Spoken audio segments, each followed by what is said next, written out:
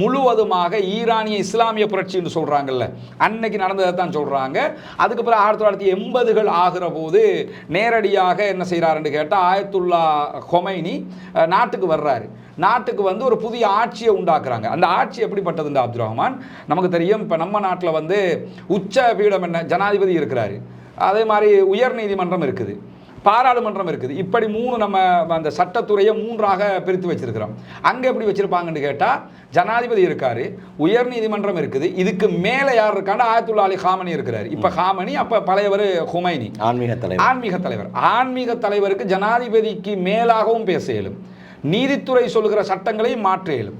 அப்படி ஒரு பலத்தை ஹுமைனி என்ன பண்றாருன்னா அந்த டைம்லயே உண்டாக்கிடுறாரு. உண்டாக்கினா இந்த புரட்சி வெடிக்கிற டைமில் அவங்ககிட்ட நிறைய மக்கள் தொகை இருந்தது, ஆயுதம் குறைவாகத்தான் இருந்துச்சு.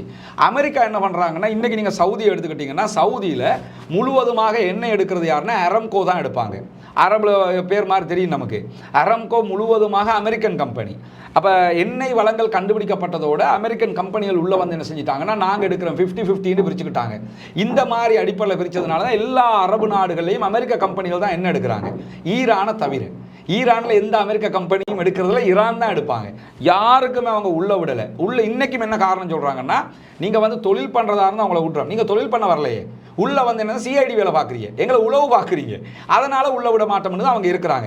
1979-80களிலே நாங்கள் உள்ள விட மாட்டோம் என்று சொல்றது மட்டும் இல்லாமல் அந்த புரட்சி வெடிக்கல அமெரிக்காவோட எம்பசி இருந்தது. அங்கே எம்பசியை முழுவதுமாக ஈரானுடைய மாணவர் அமைப்பு கைப்பற்றிட்டாங்க. கைப்பற்றினா இப்போ என்ன பண்ணணும்னு கேட்டால் அந்த எம்பசிக்குள்ளே இருக்கிறாக்களை மீட்டெடுக்கணும்ல. எப்படி மீட்டெடுக்கணும்? பேச்சுவார்த்தையில் மீட்டெடுத்துருக்கலாம். அமெரிக்கா தங்களோட ஆயுத பலத்தை பயன்படுத்தி ஒரு 7-8 ஹெலிகாப்டரில் ஒரு ஆப்ரேஷனோட பிளான் பண்ணாங்க. நைட்டோட நைட் அதுக்குள்ளே இறங்கி ஆக்களை தூக்கிட்டு வர்ற மாதிரி. இந்த ஆப்ரேஷன் டோட்டல் ஃபெயிலியராக போயிடுச்சு. இப்போ உதாரணமாக ஒசாமா பின் லாடனை கொன்றதாக சொல்கிறாங்கல்ல, இதே மாதிரி ஒரு ஆப்ரேஷன் தான் அவங்க பண்ணியிருப்பாங்க. அதே மாதிரி நீங்கள் பார்த்தீங்கன்னா இஸ்ரேலில் இருந்து கொஞ்சம் பேரை ஒரு விமானத்தை, இஸ்ரேலுடைய விமானத்தை உகாண்டாவுக்கு கடத்திட்டு போயிருந்தாங்க ப்ரோ பலஸ்டீனியன் குரூப் ஒன்று. அப்போ யாசரர் பார்த்துருக்கிற இடத்துல அதையும் இஸ்ரேல் என்ன பண்ணாங்கன்னு சொன்னால் இது மாதிரி விமானத்தில் போய் ஒரு ஆப்ரேஷன் நடத்தி மீட்டு கொண்டு வந்தாங்க. இந்த அனுபவங்கள் எல்லாம் இருக்கிறதுனால இவங்க என்ன பண்ணாங்கன்னா 1980களில் ஈரானுக்குள்ள இராணுவத்தை அனுப்பி நைட்டோட நைட்டாக ஒரு ஆப்ரேஷன் பண்ணி அவங்களோட ஆக்களை காப்பாற்றுற மாதிரி வேலை ஒன்று பார்க்க போனாங்க. அது மொக்கையாக போயிடுச்சு. ஏன் மொக்கையாக போயிடுச்சுன்னு கேட்டால் திடீர்னு அந்த விமானம் ஹெலிகாப்டர் மேலே நின்றுக்கிட்டு இருக்கலே அவங்களுக்கு தொழில்நுட்ப கோளாறு பிரச்சனைகளும் வருது. அதில் முழுவதுமாக ஆப்ரேஷன் ஃபெயில் ஆனதோட அவங்களோட ஆட்களை காப்பாற்றிக் கொள்ள முடியாத ஒரு நிலை வந்துச்சு. கிட்டத்தட்ட 447 நாட்கள் பணைய கைதிகளாக வச்சுக்கிட்டு இருந்தாங்க. பிறகு பேச்சுவார்த்தை நடத்தி தான் மீட்டெடுத்தாங்க. எனவே ஈரானை ஆயுதம் இல்லாத டைம்லேயே அவங்களால வெல்ல முடியலை. ரெண்டாவது பார்த்தீங்கன்னா 1980களுக்கு பிறகு ஈரான் ஈராக் வார் நடந்தது. அதுலேயும் சதாம் ஹுசைனால ஈரானை வெல்ல முடியாமல் போயிடுச்சு. ஏன்னா ஈரானியர்களுக்கு அந்த இயற்கையிலே ஒரு கெத்து திமிர் இருக்குது. நம்ம ஹதீஸ்கள்லையும் சிலதை பார்க்க முடியும். நம்ம பாரசீகம்னு சொன்னாலே அந்த அகல் யுத்தம் நடக்கிற போதும் சல்மானுல் ஃபாரிசி அவங்க தான் வந்து என்ன செய்வாங்கன்னு கேட்டால் அந்த அட்வைஸ் எல்லாம் ரசூலுல்லாஹ்க்கு சொல்லுவாங்க, இந்த யுத்தத்தை நம்ம இப்படி பண்ணினா நல்லா. நான் யுத்த தந்திரத்தில் நல்ல முனைப்பாக இருக்கக்கூடியவங்க.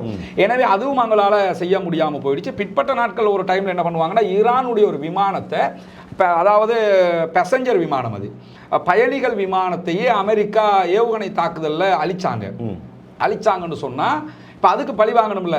அதுக்கு உடனே இவங்க என்ன பண்ணாங்கன்னா சர்வதேச நீதிமன்றத்தில் வழக்கு போட்டது மட்டும் இல்லாமல் ஹொர்முஸ் நிலப்பரப்பில் அமெரிக்காவுடைய கப்பல்களையே பிடிச்சிட்டாங்க.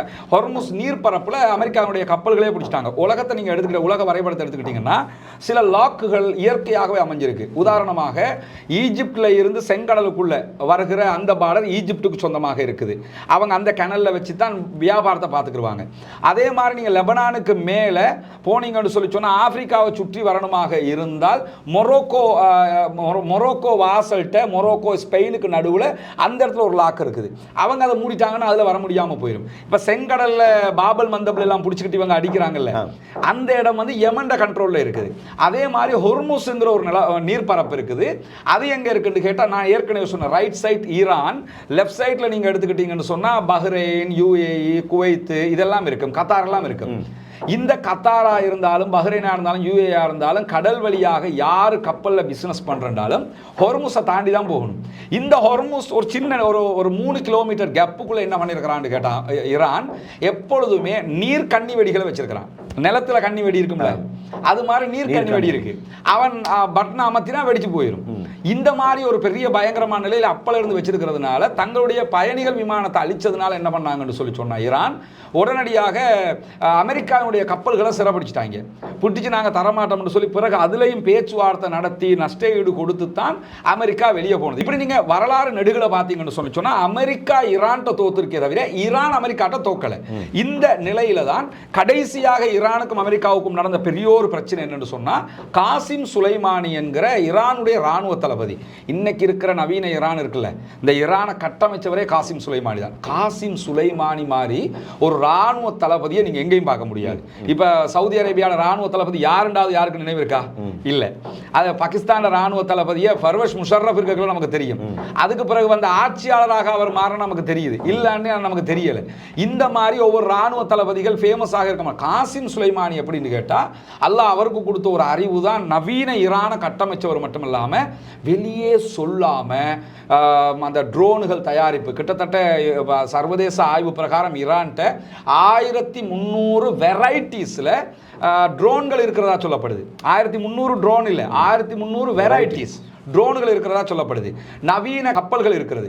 குறிப்பாக நமக்கு தெரியும், ஒரு ரணில் விக்ரமசிங்க ஆட்சி காலத்தில் சீனாவினுடைய ஒரு கப்பல் இலங்கைக்கு வருதுன்னு இந்தியா பிரச்சனை பண்ணினாங்க. ஏன்னா அது வந்து உளவு கப்பல். இந்த உளவு கப்பலுக்கு நிகரான உளவு கப்பல் ஈரான்ட்ட இருக்குது, நீர்மூழ்கி கப்பல்கள் இருக்குது. வேண்டிய அளவுக்கு ஆயுதத்தை ராணுவ ரீதியாக அவங்க பலப்படுத்திட்டாங்க. அவ்வளவு மக்கள் தொகையும் அவங்கள்ட்ட இருக்குது. காசிம் சுலைமானி தான் இதை முழுவதுமாக செய்தவர். இன்னும் சொல்ல போனால் ஆயத்துல்லா அலி காமனியினுடைய ரொம்ப நேசத்துக்குரியவர் அவர். இப்படி இருக்கிற போது இந்த காசிம் சுலைமானியை போட்டு தள்ளினா நமக்கு வந்து ஈரானை கண்ட்ரோல் பண்ணலாம்னு அப்படி ஒரு முடிவையும் அமெரிக்கா எடுத்து ஈராக்கு ஈரானோட நெருங்கின நாடு.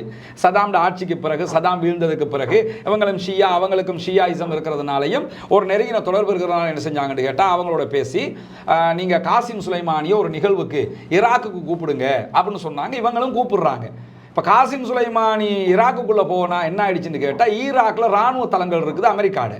ஆட்டோமேட்டிக்காக அமெரிக்காட கண்ட்ரோலுக்குள்ளே இவர் வந்துட்டாருன்னு அர்த்தம். எங்கே போகிறாரு வர்றாருங்கிறத அவங்க கண்காணிச்சிடலாம். அப்படி கண்காணித்து அவர் பகதாத் ஏர்போர்ட்லேருந்து வெளியில் போகும்போதே அவருடைய ராணுவ வெஹிக்கிள் போகும்போது கரெக்டாக குறி வச்சு அட்டாக் பண்ணி காசிம் சுலைமானியை கொன்றாங்க.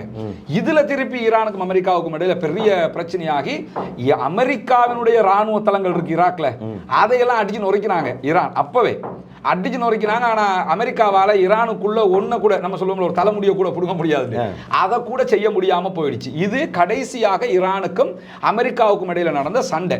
இப்படியெல்லாம் நடந்துகிட்டு இருக்கல தான் எப்பொழுதுமே நம்ம கேள்விப்படுற விஷயம் தான் ஈரான் அணு ஆயுதம் தயாரிக்குது, அணு ஆயுதம் தயாரிக்குதும்பாங்க.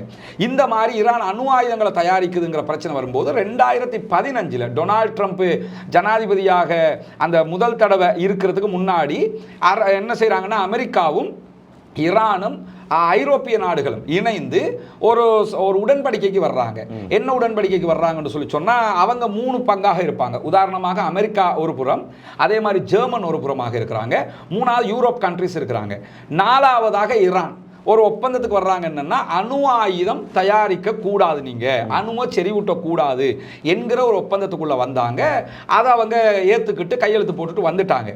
பிறகு டொனால்ட் ட்ரம்ப் ஜனாதிபதியாக வந்தாரா இல்லையா, முதல் தடவை வந்தவர் என்ன பண்ணிட்டாருன்னு கேட்டால் நாங்கள் அதுக்கு பதிலாக இந்த ஒப்பந்தத்தில் கையெழுத்திட்டதுக்கு பதிலாக ஈரான் மேலே விதிக்கப்பட்ட தடைகள், பொருளாதார தடைகள் எல்லாம் அமெரிக்கா யூரோப் எல்லாம் நீக்கினாங்க. இவர் ஆட்சிக்கு வந்ததோட இவர் பெரிய பிஸ்னஸ் மேன் தானே, நான் பொருளாதார தடை விதிக்கணும்னு சொல்லி அந்த ஒப்பந்தத்திலிருந்து வெளியே போனார். வெளியே போனதோட அணு ஆயுத பரவலை தடுக்கிற எந்த ஒரு கட்டுப்பாடும் ஈரானுக்கு இல்லை. அவங்க வேகமாக அதையெல்லாம் செய்ய ஆரம்பிச்சிட்டாங்க. இப்போ என்ன ஆகிருக்குன்னு சொன்னால் டொனால்ட் ட்ரம்ப் திருப்பி ஆட்சிக்கு வந்ததோட இந்த காசா பிரச்சனை நடக்குது. அதில் முழுவதுமாக பாலஸ்தீன விடுதலை அமைப்புக்கு ஈரான் தான் வெளிப்படையாகவே சப்போர்ட் பண்ணுறாங்க, எல்லாருக்கும் தெரியும். பாலஸ்தீனத்திற்கு ஆதரவாக ஹூத்திகள் தாக்குதல் நடத்துகிறாங்க. ஹூத்திகளும் யாருன்னு சொல்லி சொன்னால் ஈரானுடைய ஆட்கள் தான். ஈரான் தான் முழுவதுமாக அவங்களை உருவாக்கியது. கடைசியில் ஹூத்திகள் 2015 சவுதி அரேபியாவோட அரம்கோவுக்கே அட்டாக் பண்ணாங்க. அதோடு தான் சவுதியே சரண்டர் ஆனாங்க. அதே மாதிரி ஹிஸ்புல்லாக்களை எடுத்துக்கிட்டால் ஹிஸ்புல்லாக்களும் யார் ஆளுன்னு கேட்டால் இவங்களோட ஆட்கள் தான், ஈரானுடைய ஆட்கள். அதே மாதிரி கத்தாய்பு ஹிஸ்புல்லான்னு சொல்லி ஒரு அமைப்பு இருக்கிறாங்க ஈராக்குக்குள்ள, அவங்களும் இவங்களோட ஆட்கள். கடைசி வர சிரியாவினுடைய ஆட்சியாளராக பஷர் அல் அசாத் இருந்தார். அவர் இருக்கிற வரைக்கும் இவங்களோட ஆட்களாகத்தான் இருந்தார். இப்போ இருக்கிற ஈராக்கில் 2 கவர்மெண்ட் இருக்குது. நம்ம ஈராக்குன்னு நினச்சிக்கிட்டு இருக்கிறோம். ரெண்டு கவர்மெண்ட். ஒன்று குர்துகளுடைய பிரதமர் இருக்கிறாரு, இன்னொருத்தர் யாருன்னு சொல்லி சொன்னால் ஈரானுக்கு ஆதரவான ஒருவர் இருக்கிறார். இந்த ரெண்டு பேருமே வந்து முழுவதுமாக குர்துகள் இவங்களுக்கு எதிராக இருந்தாலும் மற்றவங்க இவங்களுக்கு சப்போர்ட்டிவ் ஆனவங்க. இப்படி எல்லா பக்கமும் என்ன செஞ்சுட்டாங்கன்னு கேட்டால் இவங்களுக்கு தேவையான ஆட்களை அவங்க உருவாக்கி வச்சிருக்கிறாங்க. இது பெரிய தலையீடியாக அமெரிக்காவுக்கு மாறி போயிருக்குது. அதனால தான் என்ன பண்ணுறாங்கன்னு கேட்டால் திரும்ப ஈரானை உள்ள இழுத்து ஒரு பேச்சுவார்த்தையை நடத்தி ஈரானை கண்ட்ரோல் பண்ண நினைக்கிறாங்க. இதுதான் இப்போ இருக்கக்கூடிய பிரச்சனையினுடைய சாராம்சம்.